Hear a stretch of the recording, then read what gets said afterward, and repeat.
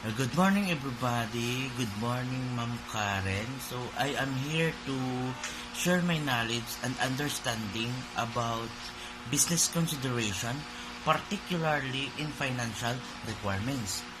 Uh, so in this discussion, you can learn what is the meaning of business considerations, what is the meaning of financial requirements, and what is the purpose of financial requirements in the business. So, when you are talking about business considerations, it could mean or ano-ano ba ang mga ways or mga methods na gina-consider sa business. Bali, magambal ta business consideration is amo na siya ang mga ways or mga pamaagi, mga methods na gina-consider sa business. And that is business consideration.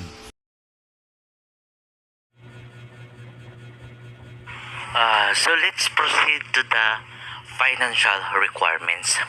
What is financial requirements?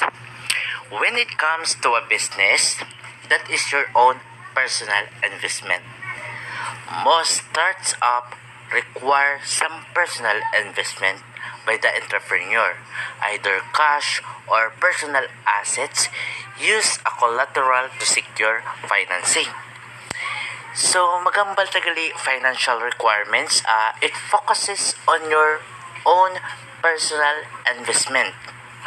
So, it's a very basic naman and it's very common naman nga if we are going to put up a business, dapat may aragid kita personal investment pa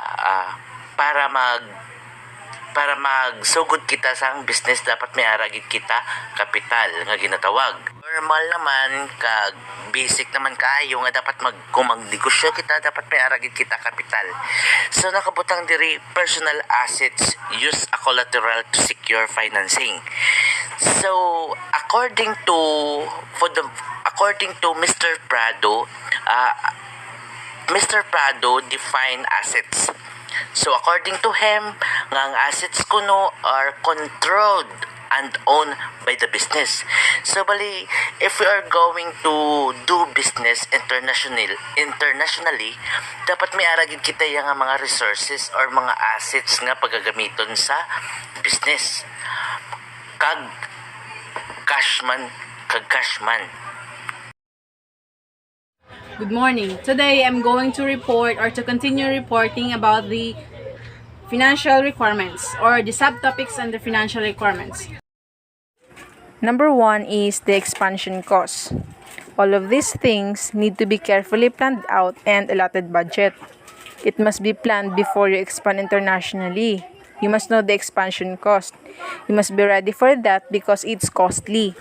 Research alone, doing the marketing plan is pricey because you have a lot to learn or study for, especially when you're really expanding or considering to expand overseas. There are more aside from these technologies. Your factory, where will you get your raw materials and suppliers? So those are some of the costs that may incur when you expand in an international level. The second one is the expected sales revenue. You have to study, you have to research how much will you profit or gain when you expand in this area or in this country. Of course, the reason why you expanded is to gain market value at the same time to get a higher revenue. So that's it. If the expansion cost is higher than the expected sales revenue, then better not to expand. Of course, you have to compute it. What is your future income or expected sales less expansion cost? Does it get higher income? If so, better push it. If not, then hindi na lang. If the company does not meet required revenue, the business might be over quicker than expected or possible for bankruptcy.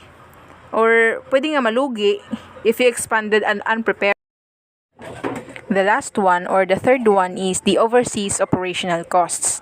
The difference of overseas operational cost to expansion cost is that it deals with the action managing of the deal-to-deal operation once it starts. Because expansion cost is the cost before the start of the operation, while the overseas operational cost, it is when the operation started. So, ano-ano ang mga galastuhan.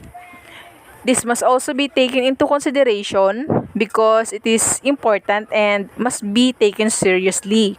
It should really be evaluated, of course.